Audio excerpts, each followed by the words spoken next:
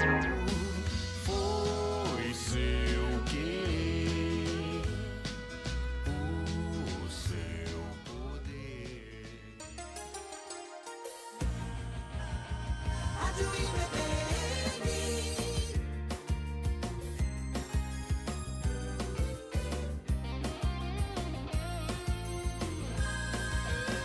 Simples assim.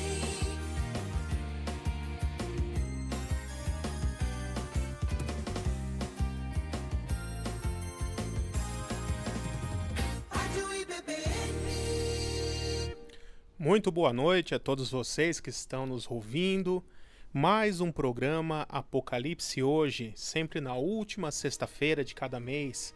Eu sou o pastor Gabriel Porto, estamos aqui transmitindo ao vivo, diretamente dos estúdios da Rádio IBBN, dentro da Igreja Batista Boas Novas. Muito boa noite a todos vocês. Pessoal, hoje é o último programa do ano. Já passamos aí um ano com o programa Apocalipse hoje, todos os meses, né? E agora nós vamos encerrar com chave de ouro. O tema de hoje nós vamos falar sobre Apocalipse e salvação. Como enxergar a salvação no livro de Apocalipse. E você que está nos ouvindo aí pelo YouTube, pelas redes sociais, já vai compartilhando, já vai deixando aqui o seu boa noite. Aqui o Divanir também já deu um boa noite aqui pra gente. Boa noite, Divanir. Você que está nos ouvindo pode ir compartilhando no YouTube, nas redes sociais, no WhatsApp, aí em todos os seus contatos, para que possa alcançar muitas pessoas, porque o programa de hoje é bem especial. Hoje está comigo aqui como meu convidado um aluno nosso do Seminário Batista Livre, aluno aqui no Polo Vila Prudente, que fica dentro da Igreja Boas Novas, o Maurício. Boa noite, Maurício. Graça e paz. Amém. Graça e paz a todos. Estou feliz pelo convite. Espero colaborar de alguma forma. Amém. Maurício, se apresenta aí um pouquinho para o pessoal, fala aí do seu histórico de conversão, do antigo grupo religioso que você fazia parte, também quando a gente se conheceu em 2019, como foi esse processo de transição, de transformação aí na sua vida. Fala um pouquinho para a gente. Pois não. Então, durante 42 anos, eu estive na congregação cristã no Brasil. Gostava muito, uma igreja muito organizada, muitos irmãos queridos, mas durante todo esse tempo que eu fiquei, eu comecei a examinar as escrituras e percebi divergências.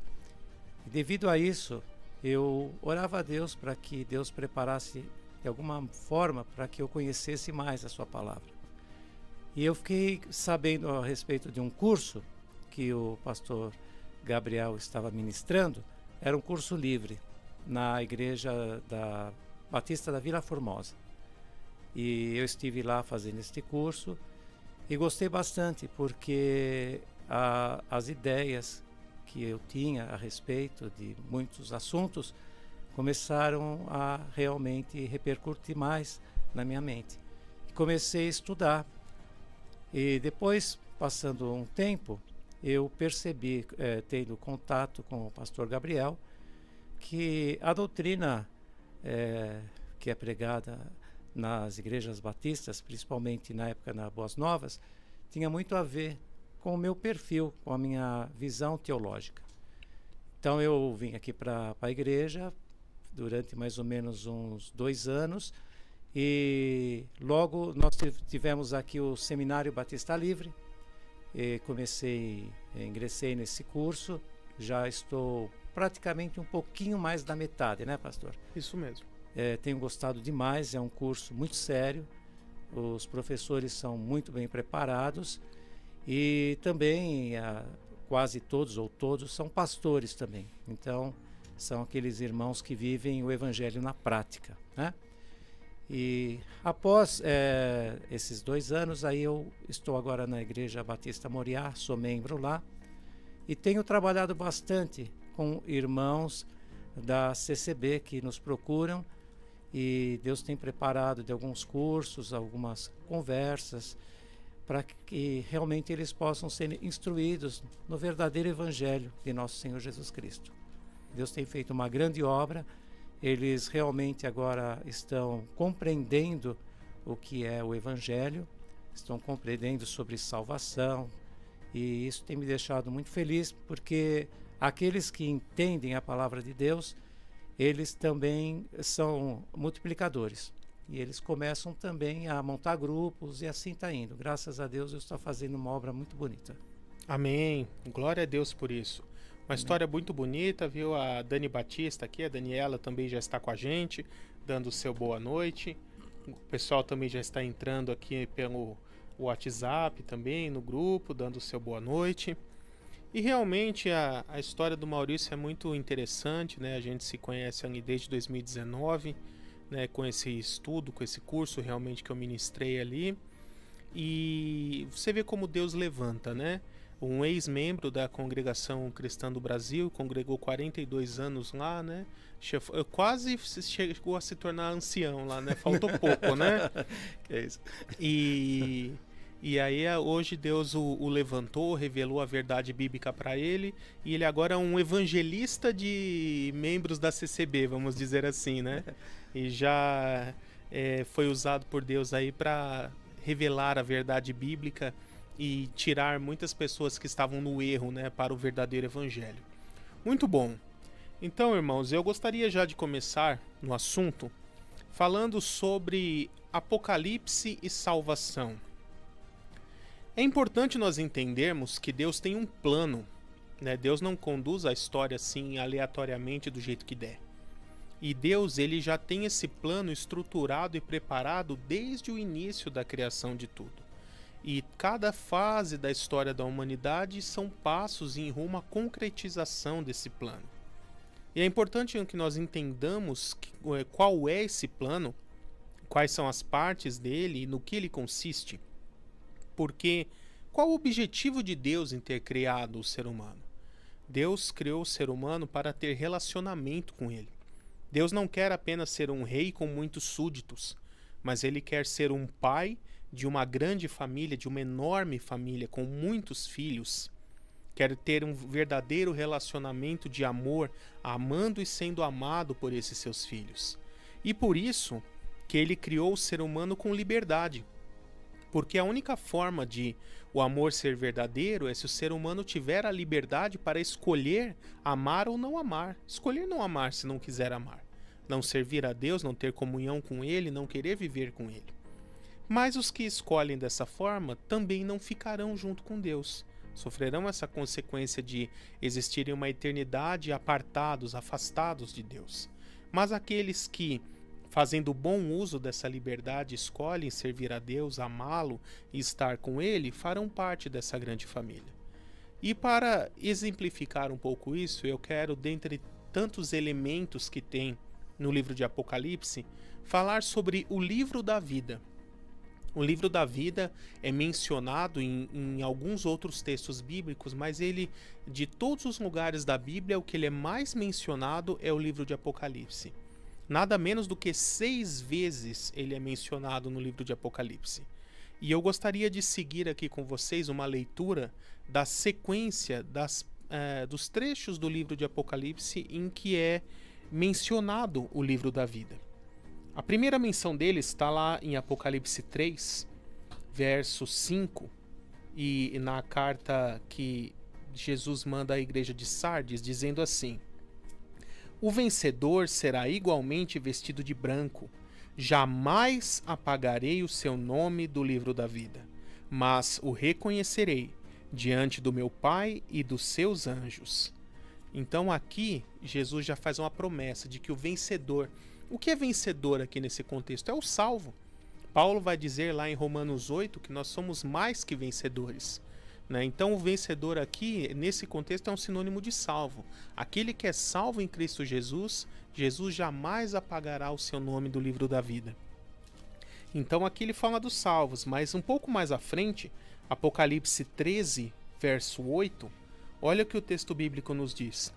Todos os habitantes da terra adorarão a besta. Né? Será que todos mesmo? Olha o que ele diz na sequência.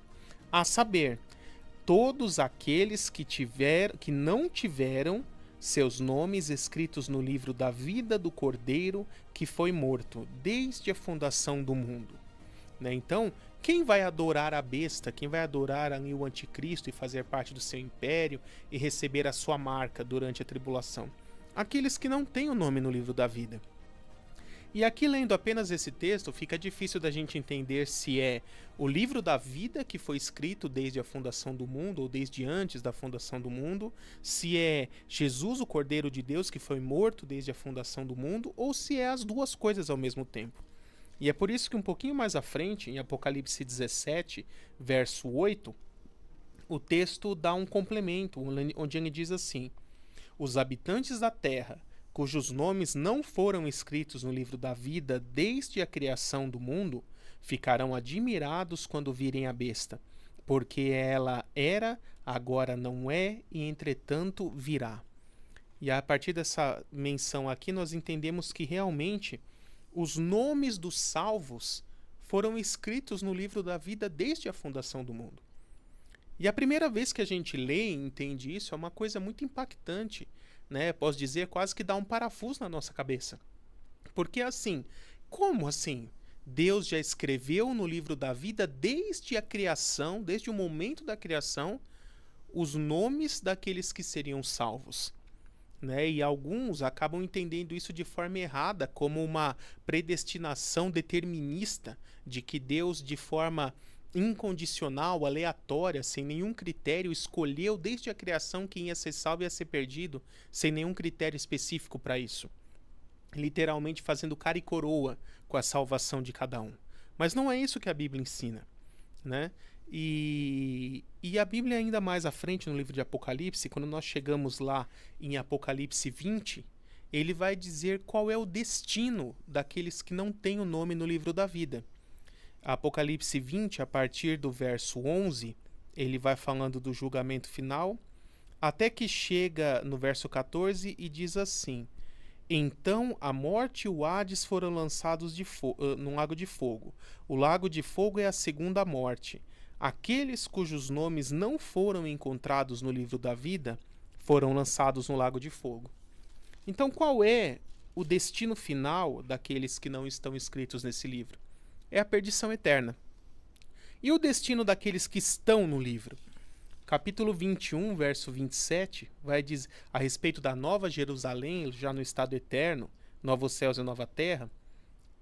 O texto bíblico diz assim: nela jamais entrará algo impuro, nem ninguém que pratique o que é vergonhoso ou enganoso, mas unicamente aqueles cujos nomes estão escritos no livro da vida do Cordeiro. Então esse é o destino final de quem tem o seu nome no livro da vida. A vida eterna, habitar na Nova Jerusalém, estar junto de Deus e de Cristo por toda a eternidade. Né? E aqui nós vemos a importância dessa questão da salvação revelada no livro de Apocalipse. Porque se Deus tem um plano para salvar a humanidade e o Apocalipse descreve a consumação de todas essas coisas, então ele também descreve a consumação desse plano. Né? E, Maurício, quando a gente lê isso a primeira vez, fica difícil de entender, não é? Sim.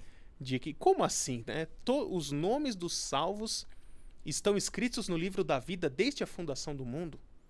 Né? Então, quando eu fiz muito isso também no início da minha caminhada cristã, a gente às vezes é ensinado para quando vai conversar com uma pessoa, falando do evangelho para ela, e ela decide entregar a sua vida para Jesus, e aí a gente vai fazendo uma oração e ela vai repetindo, né? Geralmente é assim que funciona. E aí a gente eu tinha também, né, esse costume de dizer, pedir para a pessoa dizer: Senhor, escreve o meu nome no livro da vida. E aí, quando eu me deparei com esse texto, eu falei: opa, tá errado isso. Porque se os nomes já estão todos escritos desde a fundação do mundo, eu não preciso ficar pedindo para Deus escrever o meu nome no livro da vida, porque ele já está escrito. Sim. Né? E então, como entender isso? Né? À luz de um atributo divino chamado presciência, que é parte da própria onisciência divina. Deus conhece tudo. Deus, ele, como diz lá em Isaías, ele é aquele que revela o fim desde o princípio. Desde o princípio ele já sabe tudo. E é interessante que esse atributo dele, ele também descreve, por exemplo, no Salmo 139, né? Quando eu ainda era substância informe no ventre da minha mãe, Deus já conhecia todos os meus dias. Já tinha me contado todos os meus dias. Às vezes a gente para pensar isso, nossa, que coisa assim louca, humanamente falando, aos nossos olhos. Quer dizer que desde antes de eu nascer, Deus já sabia exatamente como será toda a minha vida. Todas as decisões, escolhas que eu vou fazer, tanto as certas quanto as erradas, até o final da minha vida. E não só dessa vida física, mas da vida eterna também. De todos, né? O meu destino é eterno, e não só a minha, a sua, de todas as pessoas Onisciência. que viveram, vivem e ainda viverão nesse mundo. E às vezes acontece de muitas pessoas entenderem isso como determinismo. Né, então Deus conhece porque ele força para que a história aconteça do jeito que ele quer e não existe liberdade, não existe livre-arbítrio, tudo Deus conduz de uma forma oculta e as pessoas nem percebem isso. Mas não é isso que a Bíblia nos ensina, né? A gente poderia pegar, por exemplo, Pedro em sua primeira carta, logo ali na introdução ele vai dizer assim, aos eleitos de Deus, escolhidos de acordo com a presciência de Deus Pai. Eleitos pela presciência de Deus Pai. Então, o que seria a presciência? Como Deus conhece todo o futuro, antes da pessoa nascer, ele já sabe como será a vida da pessoa, todas as decisões, escolhas que ela vai tomar, e não que ele force, violando a liberdade da pessoa, obrigando ela a tomar decisão A, B ou C. Mas ele sabe, ele pré-conhece quais escolhas livres e espontâneas a pessoa fará durante a sua vida e o resultado delas. E com todo esse pré-conhecimento em suas mãos, ele já sabe quem são aquelas pessoas que em algum momento de suas vidas irão crer em Cristo, entregar suas vidas a Ele e serem salvos. Né? E ele usa essa fé como critério para escolher quem ele vai salvar e quem não vai salvar. Então, quem Deus vai salvar? Quem crê no Evangelho. Né? E quem não vai salvar? Quem se recusar a crer no Evangelho. Não é o que está lá em João 3,16? Né? Deus amou o mundo de tal maneira que enviou seu único Filho, para que todo aquele que nele crê não pereça, mas tenha vida eterna. Depois, o verso 18, ele vai dizer, quem crer e for batizado será salvo. Quem não crer já está condenado. Né? Então, essa é uma realidade. Também Paulo, lá em Romanos 8, verso 28 em diante, ele vai dizer assim, pois todas as coisas cooperam para o bem daqueles que amam a Deus, dos que foram chamados segundo o seu propósito. Pois a aqueles que de antemão conheceu, a estes também predestinou para serem conformes à imagem do seu Filho, a fim de que ele seja o primogênito dentre muitos irmãos. E aos que chamou, também santificou e glorificou. Justificou, santificou e glorificou. Né? Então aqui, qual que é o início dessa sequência lógica? É a escolha divina? Não, é o aos que de antemão conheceu.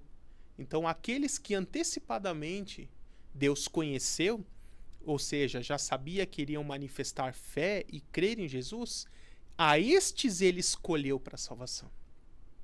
E é aqui que nós entendemos como funciona essa escolha antecipada de Deus. É antecipada para nós, mas Deus que enxerga passado, presente e futuro, tudo junto na sua onisciência, ele já sabe quem lá na frente vai entregar a vida para Jesus, pessoas que ainda nem nasceram, e estes, baseado nessa fé, ele escolhe para a salvação e já escreveu o nome dessas pessoas no livro da vida. O que você acha a respeito disso, Maurício? Inclusive, o grande trauma dos irmãos da CCB é perder a salvação e não sabe se vão ser salvos, porque eles acreditam que serão salvos pelas obras.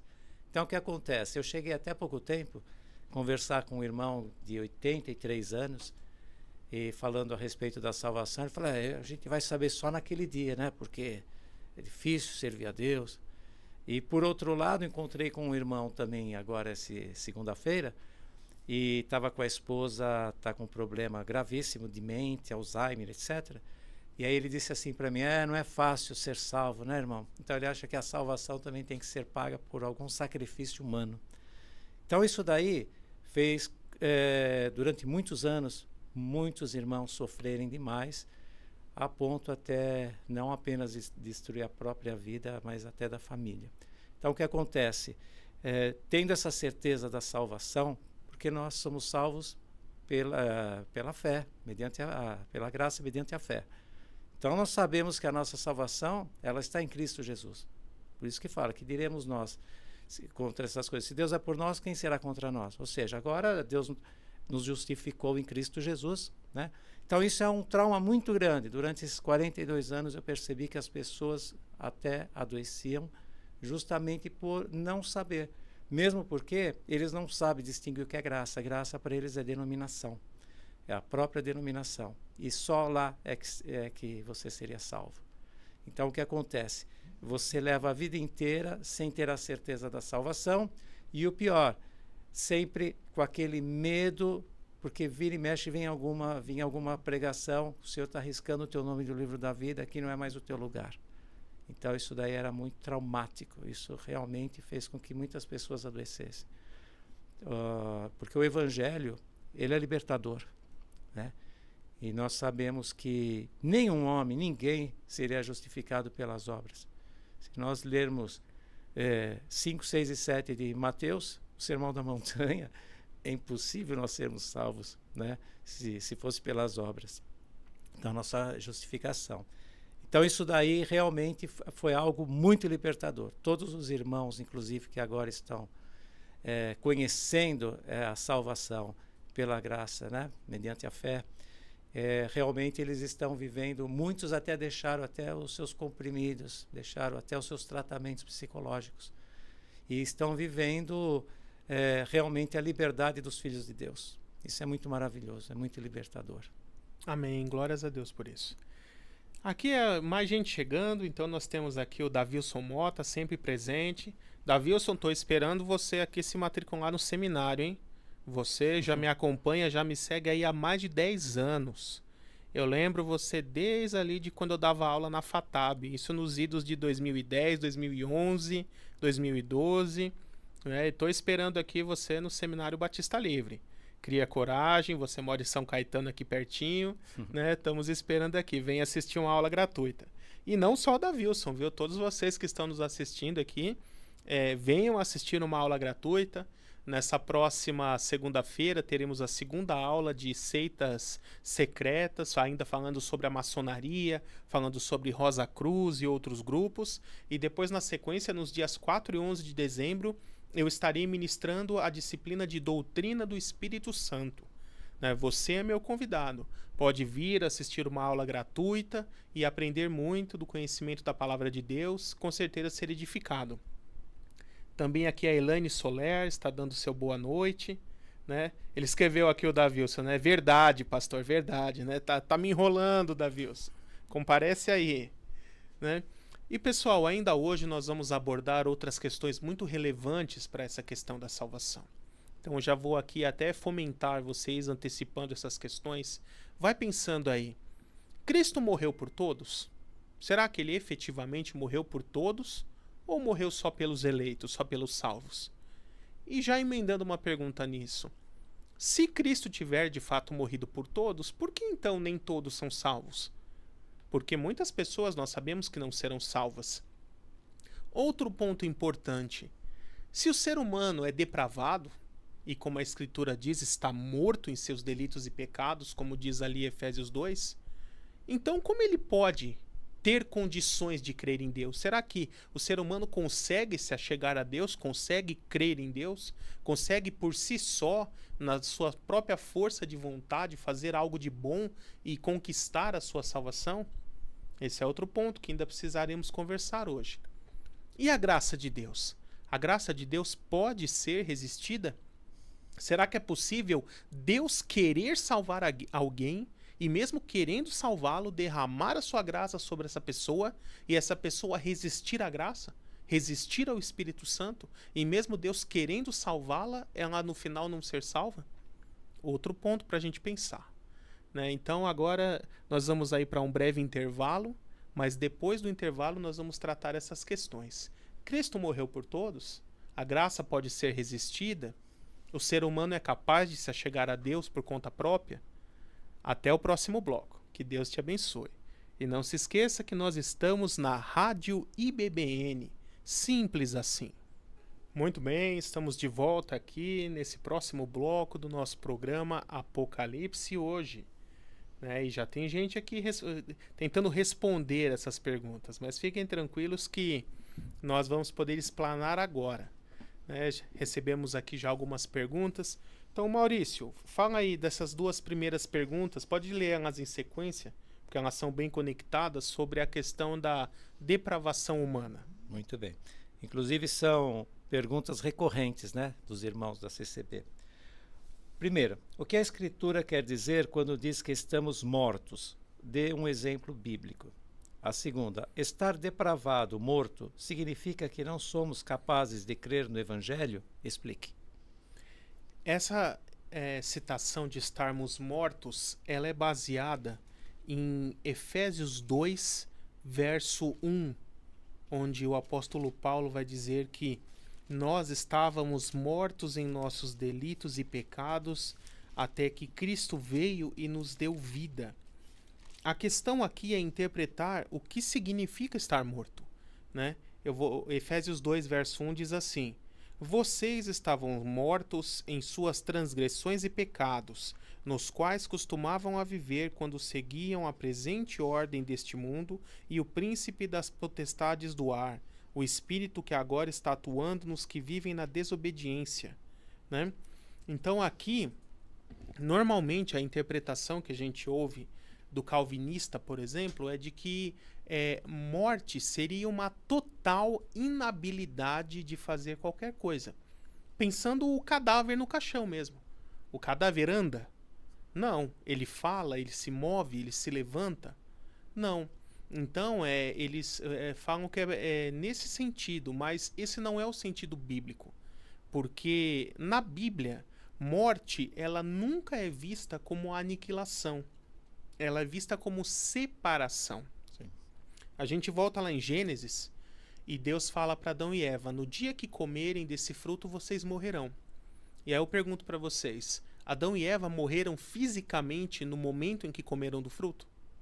Não, eles continuaram vivos. Morreram espiritualmente, né? E o que é a morte espiritual?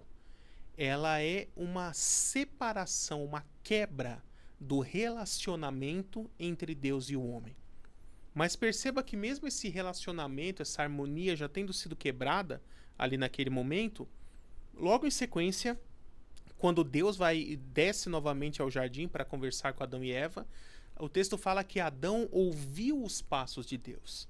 Então ele continuou ouvindo a Deus, vendo a Deus, pôde conversar com Deus, né? E mesmo já em estado de total depravação. Então, a total depravação não é essa morte nesse sentido de aniquilação total da vontade. Mas morte na Bíblia sempre será separação. Então, por exemplo, o que é morte física? É o momento em que a alma se separa do corpo. O corpo físico morre, mas a alma não morre. A alma vai para o plano espiritual e continua existindo lá, aguardando o momento da ressurreição. Então, o calvinista só seria coerente nessa afirmação de morte como aniquilação da vontade se ele também defendesse a ideia de, como a morte física, de aniquilação do ser. Como os grupos, por exemplo, como os adventistas fazem. De que quando a pessoa morre, a alma também morre, a pessoa deixa de existir e só vai voltar a existir na ressurreição. Mas até onde eu saiba, nenhum calvinista afirma isso, né? Mas para ser coerente de dizer que a morte espiritual é a aniquilação da vontade, teria que aplicar isso em todos os tipos de morte. Então a morte física seria a aniquilação do ser também. A Bíblia fala de 3 tipos de morte, né? Fala da morte física, que é o momento que a alma se separa do corpo.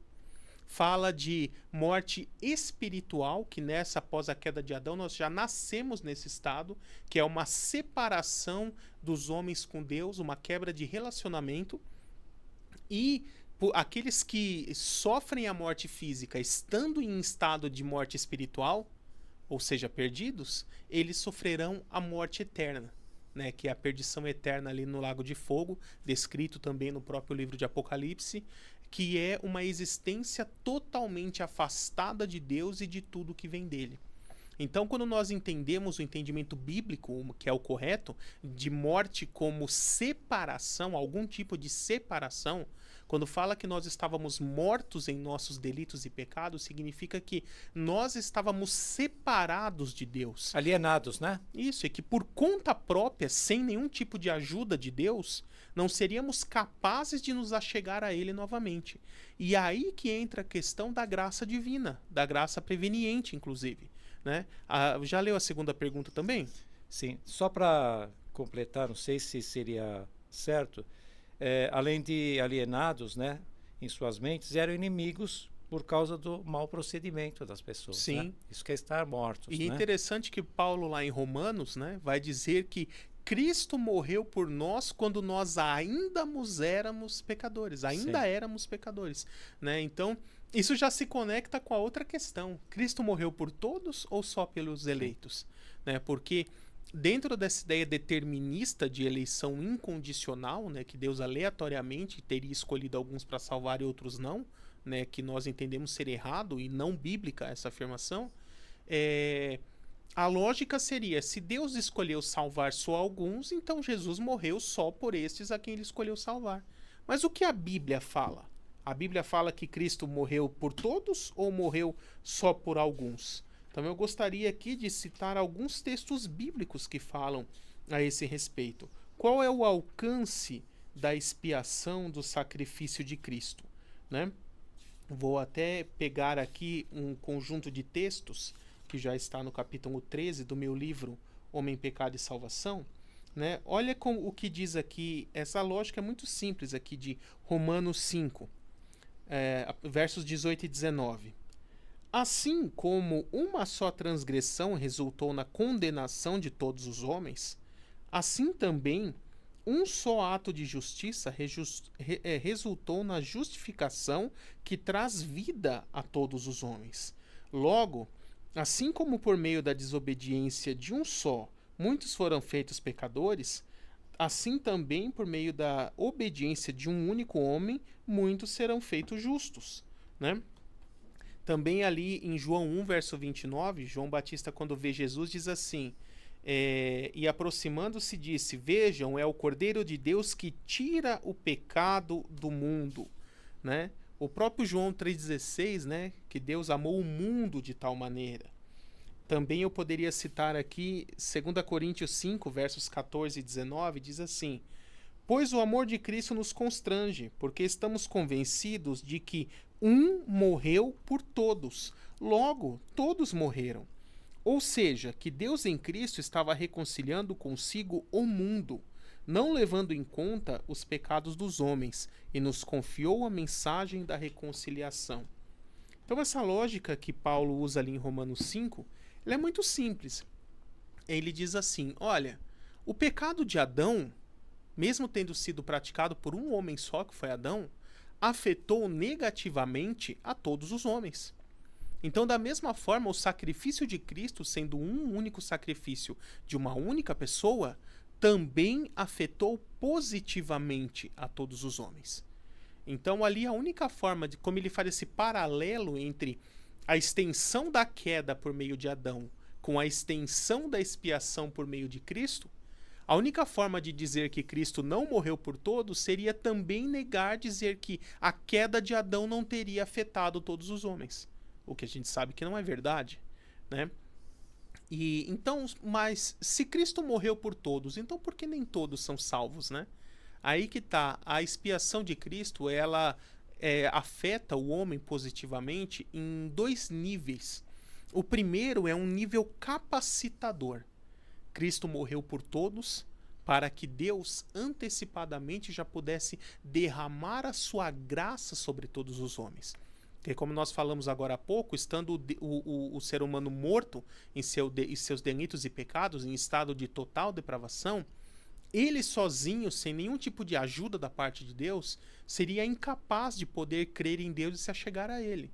E Deus, já sabendo dessa incapacidade humana, ele de forma antecipada, preventiva e preveniente, derrama o seu Espírito Santo sobre todos os homens, capacitando todos a poderem crer.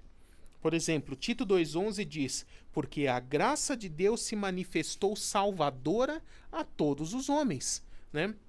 Mas então todos creem? Não. Essa graça de Deus se manifesta salvadora, mas ela pode ser resistida ou não. Aqueles que não resistem a essa graça e se permitem ser transformados por ela, é que recebem os efeitos salvíficos da expiação de Cristo e efetivamente podem ser salvos. Então a expiação de Cristo ela opera em 2 níveis. O primeiro nível é ela capacita todos os homens a poderem crer quando o evangelho lhes é pregado. E depois há aqueles que creem, ela opera de fato regenerando e salvando o ser humano. E essa pergunta já é conectada com outra questão. Então, para que ela opere em 2 níveis, então nesse segundo nível ela seria resistível? A pessoa pode resistir a Deus, resistir à graça de Deus, resistir à obra de Deus salvadora e à vontade de Deus em salvá-la? Porque Deus quer salvar todos os homens. 2 Pedro 3,9 diz assim: porque a vontade de Deus é que todos os homens se arrependam e sejam salvos. Então Deus quer salvar a todos os homens, mas se Deus em sua bondade quer salvar a todos, mas efetivamente nem todos serão salvos, é porque existe um critério que o próprio Deus em sua soberania estabeleceu para que ele conceda essa salvação ou não, né? E esse critério é a fé, né? Por isso a graça de Deus ela pode ser resistida sim, né? Nós temos vários textos, por exemplo, Lucas 7,30, olha o que está escrito: mas os fariseus e os peritos na lei rejeitaram o propósito de Deus para eles, não sendo batizados por João. Olha aí, Deus tinha um propósito para os fariseus, queria cumprir esse propósito na vida deles, mas eles rejeitaram. João 5, 39 e 40, Jesus diz: vocês estudam cuidadosamente as Escrituras porque pensam que nelas tem a vida eterna, e são estas mesmas Escrituras que testemunham a meu respeito. Contudo, olha o que Jesus diz: vocês não querem vir a mim para terem vida. Jesus queria que eles viessem até ele. Mas quem que não quis ir até Jesus? As próprias pessoas. Atos 7,51, aqui na pregação de Estevão, né? Olha o que ele diz: povo rebelde e obstinado de coração e de ouvidos, vocês são iguais aos seus antepassados, sempre resistem ao Espírito Santo. Não tem como ser mais explícito do que esse texto. É possível, sim, resistir ao Espírito Santo, né? Ainda falando aqui sobre a vontade de Deus de salvar a todos e a graça que Deus derrama sobre todos, né? 1 Timóteo 2, versos 3 e 4 diz assim: isso é bom perante Deus, nosso Salvador, que deseja que todos os homens sejam salvos e cheguem ao arrependimento. Né? Então, todos esses são textos que mostram que realmente Deus quer salvar a todos e derrama a sua graça sobre todos, capacitando todos a poderem crer. Mas, infelizmente, muitos não creem. Muitos rejeitam essa graça. E Deus, em seu amor, em sua justiça, dá aos homens essa condição de poder resistir ao Evangelho e não crer. Voltando naquilo que eu falei lá atrás. O objetivo de Deus para a eternidade é ter uma grande família com muitos filhos e filhos que ele possa ter um verdadeiro relacionamento de amor, amar e ser amado. Para que ele possa amar e ser amado, esse filho ou esse candidato a filho, vamos dizer assim, ele tem que ter plenas condições de poder escolher entre crer em Deus, amá-lo e servi-lo ou não crer. Não querer amá-lo, não querer servi-lo, não querer crer nele e viver apartado de Deus. E é por isso que Deus, em sua soberania, em sua sabedoria também, deu essa liberdade de escolha ao ser humano. Então, pastor, O pastor já respondeu aquela segunda questão, que é estar depravado, morto, significa que não somos capazes de crer no Evangelho? Que é aquela segunda questão. Por nós mesmos seria. Porém, como Cristo fez expiação por todos e nós antecipadamente já recebemos essa graça capacitadora da parte de Cristo, né, da parte de Deus, por meio do sacrifício de Cristo, fomos todos habilitados a poderem crer. Então, realmente, só não crê aquele que escolhe permanecer em sua incredulidade. Eu tenho uma questão aqui, Romanos 10, 8 a 11, não sei se posso ler esse versículo? Sim, eu só gostaria de antes falar mais 2 textos bíblicos que corroboram isso que eu estou falando. Né? Olha o que 1 Timóteo 4, verso 10 nos diz. Porque temos colocado a nossa esperança no Deus vivo, o Salvador de todos os homens, especialmente dos que creem. Porque assim, o calvinista tenta dizer que todos não são todos, que todos são só os eleitos, são só os salvos, são só os predestinados, né? Mas olha o que esse texto diz. De todos os homens, especialmente dos que creem. Ou seja, esse todos que precede no texto abrange também os que não creem. Ou seja, Cristo também morreu, também fez expiação pelos que não creem, pelos não salvos. Mas eles não poderão alcançar essa expiação pelo fato de não crer. O apóstolo João, também em sua primeira carta, capítulo 2, verso 2, ele diz assim: ele, né, Cristo, é a propiciação pelos nossos pecados. E nossos aqui, ele está falando da igreja, dos salvos, né? E não somente pelos nossos, mas também pelos pecados de todo o mundo. Né? Então, se esse nossos, o nós, são os que creem, ele fala, mas não só pelos nossos, mas também de todo o mundo, também abrange os que não creem. Né? Então, essa é uma realidade claramente expressa nas Escrituras. Cristo morreu por todos e realmente há textos muito contundentes de forma que não há como negar essa realidade. Sim. É o que eu ia falar aqui, ó. Todo que nele confia ou crê jamais será envergonhado, que é Romanos, né? Uhum. E é o todos. Assim, e existem inúmeros textos bíblicos que tratam essa questão. É que quando uma doutrina não se encaixa com os pressupostos de um grupo, é preciso torcer e fazer malabarismos para encaixar o texto no que a pessoa já crê. A pessoa, na verdade, ela não quer saber no que a Bíblia diz. Ela quer forçar a Bíblia a dizer o que ela quer que a Bíblia diga. Né? E não deixar a Bíblia falar por si mesma. Né? Tem mais perguntas aí, Maurício? Deixa eu ver mais uma aqui. Todos os homens têm uma natureza pecaminosa? Sim. Né? Conforme Romanos 5, eu até já expliquei isso agora há pouco, o pecado de Adão afetou negativamente todos os homens. Até que cabe explicar um pouquinho mais, então, o que é depravação total. Né? Porque ser totalmente depravado significa que a depravação por meio da queda de Adão afetou o ser humano em todas as áreas da sua vida. Então, a partir do momento da queda, os nossos pensamentos são afetados pelo pecado, os nossos sentimentos, a nossa índole, a nossa moral, os nossos critérios, a nossa vida financeira, sexual, conjugal, o nosso convívio familiar, convívio social em todos os aspectos. Todas as áreas da vida do ser humano são afetadas pelo pecado. O ser humano se tornou tendencioso ao pecado em todas as áreas da sua vida. Nenhuma área escapou ilesa desses efeitos da queda. E por isso o ser humano ele é instintivamente mau, a sua natureza é má e ele carece de salvação. Carece da regeneração, carece do novo nascimento em Cristo, para poder, nessa vida, pelo menos em parte, ser libertado dessa natureza pecaminosa. Mas essa natureza só seremos totalmente libertos dela a partir do momento da ressurreição. Quando recebermos um corpo glorificado e a mente de Cristo, que aí sim seremos totalmente imunes ao pecado. Tem uma pergunta aqui. O que há de errado com o termo uma vez salvo, sempre salvo? Olha, existem várias formas diferentes de entender essa afirmação. Eu particularmente não uso essa frase desse jeito, porque ela leva a entender assim que já estou salvo, então posso viver a vida do jeito que eu quiser, fazer o que eu quiser e nada vai mudar isso.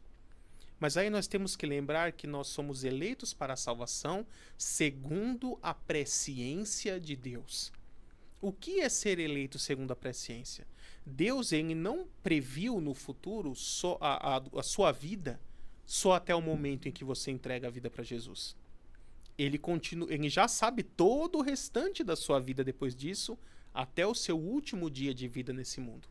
Ou seja, ele já sabe quem vai crer e quem não vai crer, né? E desses que vão crer, ele já sabe quem vai perseverar na fé até o fim e continuar fiel a Cristo até o fim de seus dias, e quem vai abandonar a fé, quem vai apostatar, quem vai negar a Cristo.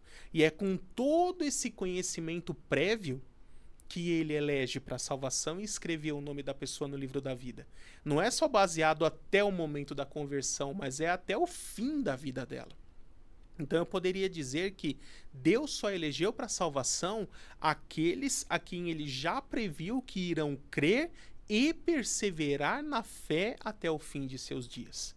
E isso está totalmente conectado com os efeitos do novo nascimento em Cristo, né? Quando nós, como batistas tradicionais, falamos que não cremos em perda de salvação, não é que aquele que é salvo pode fazer o que quiser que não perde a salvação. Na verdade, nós cremos que o verdadeiro regenerado não irá apostatar, não irá abandonar os caminhos do Senhor, porque Deus, em sua presciência, já preveu que ele, além de crer, iria perseverar na fé durante toda a sua vida, e com base em tudo isso ele elegeu a pessoa para a salvação, e não só naquele momento isolado. E olha o que o apóstolo João, em sua primeira carta, no capítulo 3, verso 7 em diante, ele nos diz: filhinhos, não deixem que ninguém os engane. Aquele que pratica a justiça é justo, assim como ele, né, Cristo, é justo. Aquele que pratica o pecado é do diabo, porque o diabo vem pecando desde o princípio. Para isso o Filho de Deus se manifestou, para destruir as obras do diabo. Agora olha o verso 9, que é o mais impactante nesse ponto. Todo aquele que é nascido de Deus não pratica o pecado, não vive na prática do pecado, porque a semente de Deus permanece nele, e ele não pode estar no pecado, porque é nascido de Deus. Desta forma sabemos quem são os filhos de Deus e quem são os filhos do diabo. Quem não pratica a justiça não procede de Deus, tampouco quem não ama seu irmão. Então olha o que a Escritura aqui nos revela. Todo aquele que é nascido de Deus. O que é ser nascido de Deus? É quem experimentou o novo nascimento, a regeneração em Cristo, se tornou uma nova criatura, se tornou filho de Deus, se tornou morada do Espírito Santo. E ele não está falando alguns, ele está falando todo. Todo aquele que é nascido de Deus não vive na prática do pecado. O pecado não é uma constante na vida dele. O pecado vai ser uma exceção. Ele não vai viver afundado no pecado. Então ele eventualmente irá pecar, porque ainda estamos sujeitos a isso, mas a natureza dele será querer lutar contra o pecado, querer resistir ao pecado, querer viver em santidade. E ele não irá conseguir isso 100% do tempo em toda a sua vida. Haverá momentos de queda. Porque o próprio João aqui nessa mesma carta, lá no capítulo 1, o que ele vai dizer? Se afirmamos que não temos pecado, fazemos Deus de mentiroso. Mas se reconhecemos o nosso pecado, temos a Jesus Cristo, fiel advogado perante o Pai. Então, o salvo eventualmente irá pecar, mas ele não estará afundado no pecado. Não será uma prática, uma rotina de aquela pessoa repetir os mesmos pecados todos os dias de sua vida e não ligar para isso. Achar que está tudo normal. Então, a partir desse texto, nós temos a confirmação de que aquelas pessoas que vivem afundadas no pecado nunca passaram por uma verdadeira experiência de conversão. Nunca passaram por um novo nascimento em Cristo, nunca foram de fato regenerados em Cristo, né? Se tornaram morada do Espírito Santo. Porque Nós aqui como batistas, nós cremos que o verdadeiro salvo irá permanecer fiel e não irá apostatar. E Deus, já sabendo disso antecipadamente, que escreveu o seu nome no livro da vida. Aqueles a quem Deus já sabe que não irão crer, ou que podem até conhecer o evangelho até certo ponto, mas depois irão abandonar, ele nem chegou a escrever o nome dessa pessoa no livro da vida. E como o nome dela nunca esteve escrito no livro da vida, aos olhos de Deus, aquela pessoa nunca foi um verdadeiro salvo. Sim.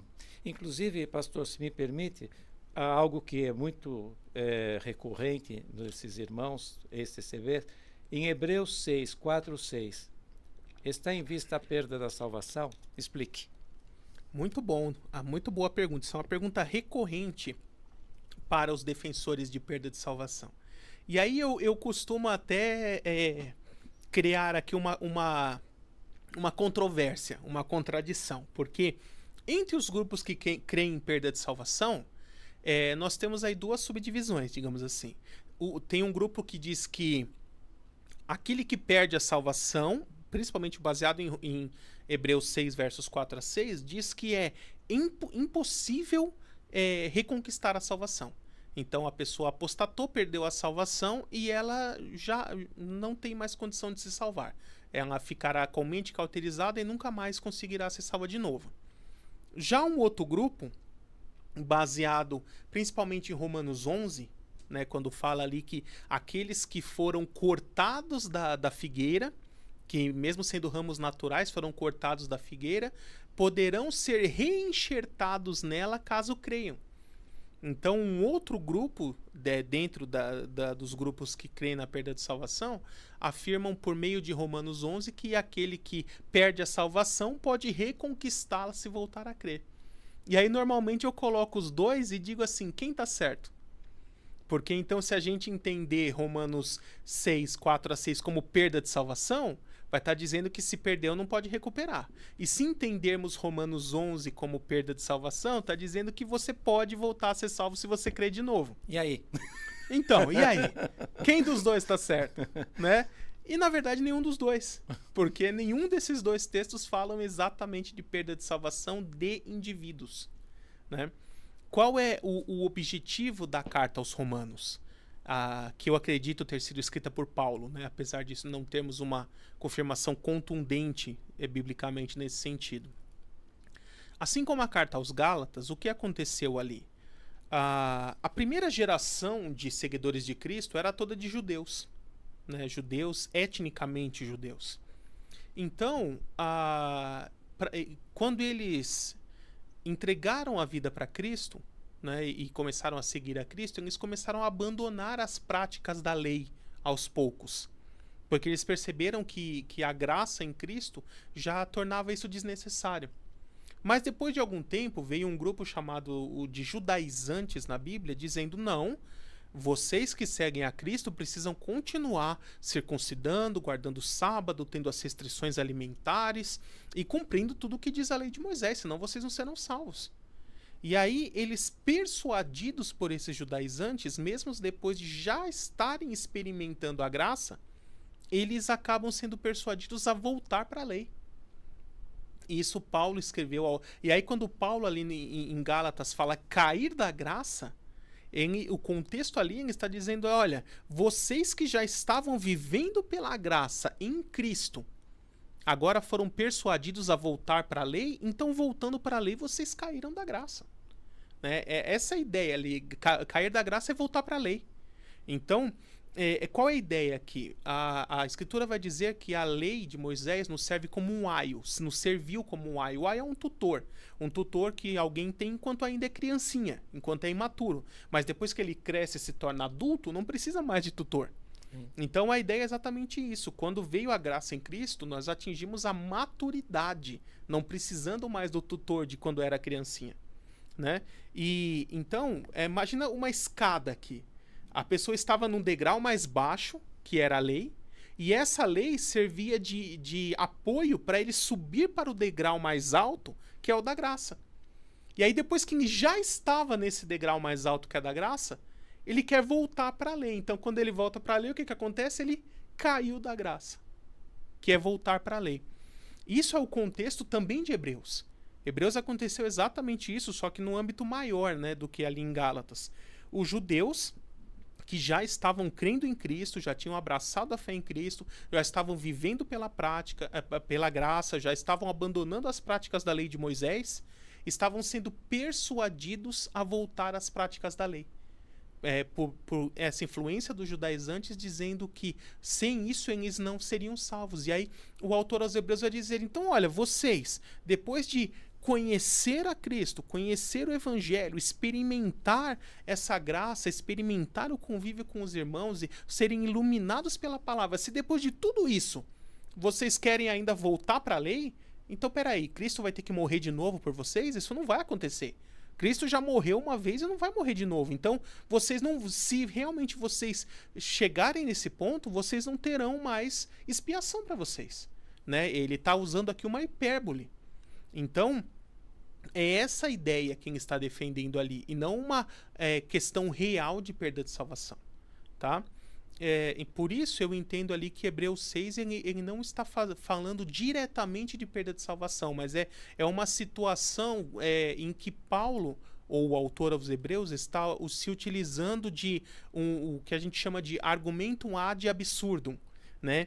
Ele está fazendo uma hipérbole, mostrando o quão absurda está sendo essa prática e que se de fato fosse desse jeito, essas pessoas não teriam mais salvação.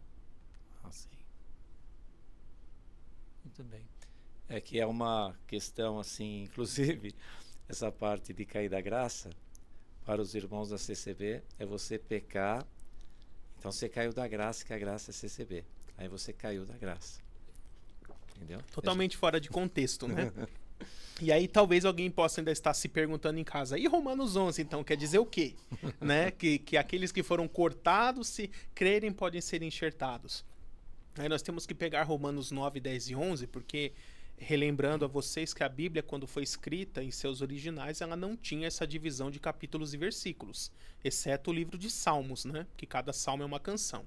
Mas os demais livros foram escritos todos corridos. Essa divisão em capítulos e versículos foi feita muito posterior, não foi feita pelo próprio autor de cada livro. Então nós temos que entender Romanos 9, 10 e 11 como um único bloco em que o público-alvo ali mencionado é o povo de Israel. Romanos 9 está tratando as origens e o início, o passado do povo de Israel, desde ali do chamado de Abraão. Depois, o capítulo 10, ele está tratando do presente de Israel, presente da época de Paulo, quando estava escrevendo ali a carta aos Romanos.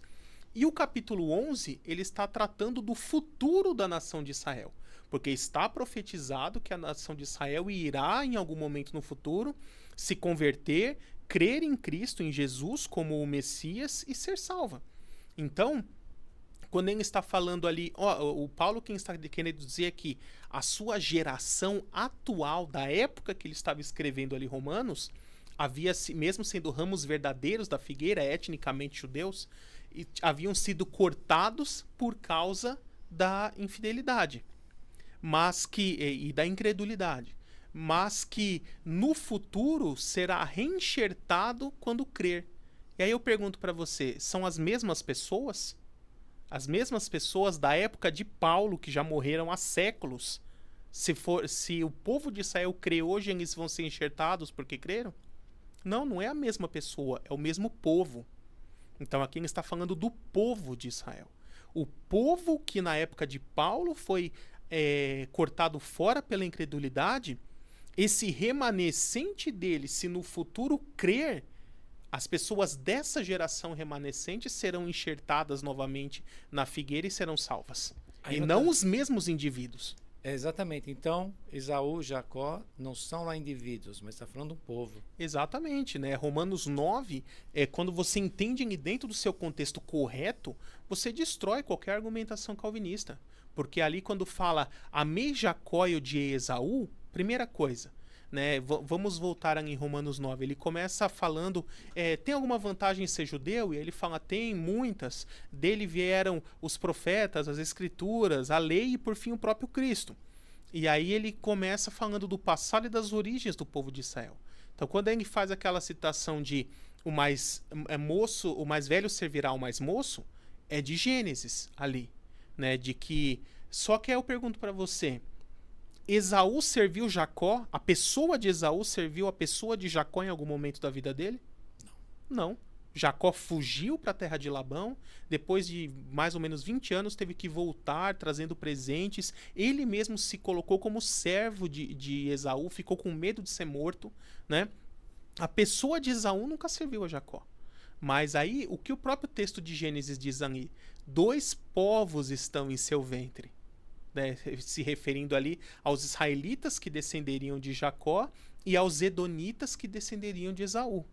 E aí quando aquela afirmação aquela citação de amei Jacó e o de Esaú não está no Gênesis, ela é Malaquias capítulo 1. Enquanto Gênesis relata eventos que ocorreram por volta de 2000 a.C., Malaquias ele foi escrito em 400 a.C., aproximadamente 1600 anos depois. Então, enquanto Gênesis de forma profética revela ali que seriam 2 povos, Malaquias, ele já está contando a história depois de acontecida. Porque Jacó gera os israelitas, Esaú gera os edonitas, e aí os edonitas, no decorrer da história, se tornam vassalos do povo de Israel e, por fim, acabam sendo absorvidos por eles e deixam de existir como um povo autônomo e independente com seu próprio território, inclusive. Então, Malaquias ele já está ali registrando a história cumprida, a história concluída. Olha, lá no Gênesis falou que teria 2 povos, e agora aqui eu estou dizendo, olha, Deus amou mais o povo de Israel, representado por Jacó, do que os edonitas, representado por Esaú. Sim. E não pessoas, não indivíduos. Né? Malaquias 1 deixa isso muito claro. Mesmo porque Esaú foi muito abençoado, né? Sim, a pessoa de Esaú. Inclusive, assim, se alguém tiver qualquer dúvida nesse respeito, é só abrir lá Malaquias. Você pode pegar ali Malaquias capítulo 1 e diz assim, ó, deixa eu ver aqui. Verso 2. Eu sempre os amei, diz o Senhor, mas vocês perguntam, de que maneira nos amaste? Não era Esaú irmão de Jacó, declara o Senhor. Todavia eu amei Jacó, mas rejeitei Esaú. Transformei suas montanhas em terra devastada e as terras de sua herança em morada de chacais do deserto. Embora, olha aqui, Edom afirme, fomos esmagados, mas reconstruiremos as ruínas, assim diz o Senhor dos Exércitos. Podem construir, mas eu as demolirei. Eles serão chamados terra perversa, povo contra quem o Senhor está irado para sempre. Vocês verão isso com os seus próprios olhos e exclamarão: grande é o Senhor, até mesmo além das fronteiras de Israel. Olha, ele menciona Sim. Israel, menciona Edom. Ele está falando de povos e não de pessoas. Mesmo o texto, não de indivíduos, né? o texto, o capítulo 9, faltaria coerência, porque está, né, pondo como povo, depois vai pôr como indivíduo. Sim, exatamente. Se Romanos 9, 10 e 11 são um único bloco e o tema principal é o povo de Israel, e ali no 9 ele está falando de passado e origens do povo de Israel, e depois no 10, presente do povo de Israel, e no 11, futuro do povo de Israel, como que o calvinista aceita de que o 10 está falando do povo e o 11 do povo? Mas o 9 não está falando do povo, está falando de indivíduos. Sem contar né? que é uma coisa só, né? Foi dividido em capítulo, Sim, mas é um exatamente, segmento. Né? É a mesma narrativa. Então, não faz sentido você dizer que o começo da mesma narrativa é uma coisa, o meio e o fim é outra. Exatamente. Falta de coerência. Com certeza. Deixa eu ver aqui com a gente se temos mais alguma pergunta. Vamos ver aqui. Tem perguntas no WhatsApp? Vamos ver aqui se é... Está carregando, pessoal, só alguns instantes aqui. Talvez eu precise dar uma atualizada aqui, vamos ver. Ó, vou pegar aqui pelo celular. Então, deixa eu ver. Tá. São 2 aqui, né? De Parnamirim. Diz assim: o evangelho será pregado em todo o mundo, então virá o fim. Onde iniciará esse fim? Na grande tribulação ou no fim do milênio? certo? Essa citação que ele fez ali é Mateus 24:14, né? Então, Jesus, no seu sermão profético, ele está falando ali dos vários sinais do fim dos tempos, até que chega no verso 14 e ele diz: e este evangelho do reino será pregado a todas as nações, e então virá o fim. Ali o fim é o fim do período tribulacional. Basta a gente ver, voltando ali nos versículos 1 a 3 de Mateus 24, quais são as perguntas que os apóstolos fazem para Jesus. Quando ocorrerão estas coisas, que estão se referindo à destruição de Jerusalém e do templo, e a outra parte, qual será o sinal ou sinais da tua vinda e do fim dos tempos? Então, quais seriam os sinais que estariam logo antes da volta de Cristo, no final da tribulação? Então, aqui quando ele fala fim, ele está falando do fim do período tribulacional, tá? A outra pergunta: o anticristo será aniquilado ou destruído, de acordo com 2 Tessalonicenses 2:8, ou será lançado vivo no lago de fogo, de acordo com Apocalipse 19:20? Então, assim, destruído não significa aniquilado. Destruído de seu status, de sua condição, de seu poder de domínio, né, de sua autoridade sobre as nações durante a tribulação. Mas a pessoa do anticristo não será aniquilada. Apocalipse 19 deixa bem claro que tanto o anticristo como o falso profeta, que serão homens, né, apesar de serem profundamente usados pelo diabo e até talvez incorporados por ele, eles não serão aniquilados. Desculpa, gente, só um momentinho que a garganta está um pouquinho ruim. Eles não serão aniquilados, assim como todos no Lago de Fogo, né? Eles serão lançados para ali sofrerem por toda a eternidade. A Bíblia deixa bem claro isso, inclusive ali em Apocalipse 20, quando fala depois do milênio, o momento que Satanás é lançado no Lago de Fogo, diz que ele é lançado onde já estavam o anticristo e o falso profeta, e aí o texto diz: eles serão atormentados para todo sempre. Ou seja, naquele momento, anticristo e falso profeta já estavam ali há 1000 anos, e o tormento deles ainda era tão intenso, igual a de Satanás, que tinha acabado de ser lançado. Eles não foram aniquilados, não deixaram de existir, e nem houve alguma redução no tormento deles. Tá? Então, a partir do texto bíblico, sim, eles sofrerão por toda a eternidade no Lago de Fogo. Por enquanto aqui as perguntas foram respondidas, então agora nós vamos para mais um intervalo. Aproveite esse período de intervalo para fazer mais perguntas, pode ser aqui nos próprios comentários do WhatsApp, para que depois do intervalo nós já nos encaminharemos para os momentos finais aqui do nosso programa Apocalipse Hoje, transmitido ao vivo pela Rádio IBBN. Simples assim. Muito bem, pessoal, estamos de volta aqui no nosso último bloco do programa Apocalipse Hoje. E eu gostaria de ler aqui para vocês o Apocalipse 22, verso 17. É mais um dos textos que afirma que cada um de nós, nós temos liberdade dada pelo próprio Deus, capacitação dada pelo próprio Deus e condições para poder crer ou não no Evangelho. Deus tem, eu posso dizer que 3 vontades, 3 tipos de vontades. Ele tem não a vontade determinativa. Em algumas questões, Deus realmente determinou o que vai fazer e não consulta e não está preocupado com a opinião de ninguém nesse aspecto.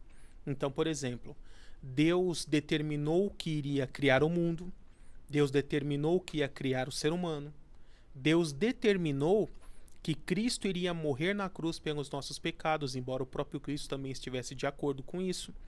Então, Deus determinou e escolheu incondicionalmente chamar Abraão para, por meio dele, levantar um povo, a saber, o povo de Israel. Deus determinou que iria mandar o dilúvio. Então, estes são decretos de Deus. E nesse aspecto, nós vemos a vontade decretiva de Deus.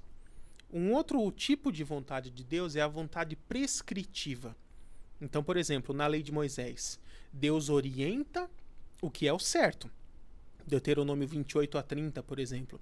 Deus orienta o que é o certo, o que é o errado, e já orienta quais são as bênçãos que a pessoa terá se fizer certo, as maldições que terá se fizer errado.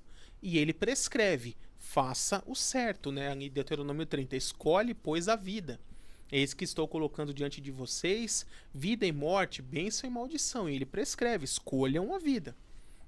Agora, se a pessoa deliberadamente, mesmo orientada, escolhe fazer o que é mal, aí ela cai no terceiro tipo de vontade permissiva de Deus, que é ela sofrer as consequências das suas próprias escolhas, dos seus próprios atos. Né? Então, nós não podemos muitas vezes entender a vontade prescritiva com a vontade permissiva. Deus orienta o que é o certo, mas te dar liberdade para você escolher fazer o errado se assim você o quiser. Mas, porém, você irá sofrer as consequências dos seus erros. E aqui Apocalipse 22:17, uma mensagem muito linda aqui no encerramento do livro, ele diz assim: o Espírito e a noiva dizem, vem. E todo aquele que ouvir, diga, vem. Agora olha a sequência. Quem tiver sede, venha. E quem quiser, beba de graça da água da vida. Quem quiser. O próprio Deus está falando aqui que você tem condições, basta você querer. A salvação está ao seu alcance. A salvação está disponível. Deus te ama. Deus quer que você seja salvo. Cristo morreu por você. E o que você precisa fazer para ser salvo? Crer em Cristo, entregar sua vida a Jesus, reconhecer a Jesus Cristo como seu único Senhor e Salvador. Se você, como diz lá em Romanos 10, versos 9 e 10, você precisa crer que Jesus veio a esse mundo morrer pelo perdão dos seus pecados e que ele ressuscitou ao terceiro dia e subiu ao céu. Se você crer e confessar com seus lábios Jesus como seu único Senhor, você será salvo. A salvação não é uma coisa pré-determinada apenas para alguns poucos escolhidos, não. É para todo aquele que crê. Você é livre para escolher crer ou não crer, mas responsável pelas consequências da sua crença ou da sua incredulidade. Que Deus te abençoe. Maurício, a sua palavra final, você pode mandar aí um oi, mandar um recadinho para o pessoal da Igreja Batista Moriá, uma igreja co-irmã aqui pertinho na Vila Emo, pessoal muito amado, muito querido, pastor Elias Coutinho, né? Manda aí um recadinho para o pessoal. Sim, pastor Elias Coutinho, ele realmente me recebeu com muito amor, muito carinho, a igreja toda, né? E uma coisa importante lá, é uma igreja bíblica, é uma igreja centrada nas escrituras, com pregações cristocêntricas, e realmente é o que faz falta. Tanto é que eu percebi também que, além da vida ficar muito mais dinâmica, nós cada vez mais aprendermos mais a palavra de Deus, cada vez parece que Deus vai crescendo mais e nós vamos diminuindo cada vez menos, né? Isso é importante para nós adquirirmos humildade e cada vez mais nos maravilhar do nosso Deus. E estou feliz aqui de participar com o pastor Gabriel e também faço para todos vocês um convite que venham assistir uma aula aqui gratuita, porque realmente são professores preparados e uma coisa muito importante é que, como eu disse, são professores e são pastores também. Então, essa parte que me chamou muita atenção, essa parte prática e teórica, né? Então, não são simplesmente teólogos de gabinetes, né? São pessoas que participam. E estou muito feliz. Fiquei também aqui 2 anos, fui muito bem recebido aqui. E eu fui para Moriá porque eu não sabia, a minha rua sem saída, e atrás da minha rua tinha uma igreja batista. Então estou lá agora e graças a Deus estou muito feliz porque fui convidado também para dar aula na IBD e até nos cultos à noite nos estudos. Mas, claro, só fui convidado também porque o pastor Elias falou, você está estudando teologia, então vai lá que você vai poder dar conta do recado. Olha a importância de nos capacitarmos, né? Sim. Então é isso aí, pessoal. Este é o nosso último programa Apocalipse Hoje deste ano de 2023. Em dezembro não teremos, também por causa das programações de Natal, Ano Novo da Igreja. Janeiro também não, porque é o mês de férias. Nós estaremos retornando na última sexta-feira do mês de fevereiro de 2024. Então, desde já, vocês que estão nos assistindo, um excelente fim de ano na presença de Deus, um excelente Natal, um excelente Ano Novo, período de férias. Que Deus abençoe todos vocês e nos vemos em fevereiro de 2024 com novos episódios do nosso programa Apocalipse Hoje, transmitido ao vivo na última sexta-feira de cada mês, aqui na Rádio IBBN. Fique com Deus. Forte abraço.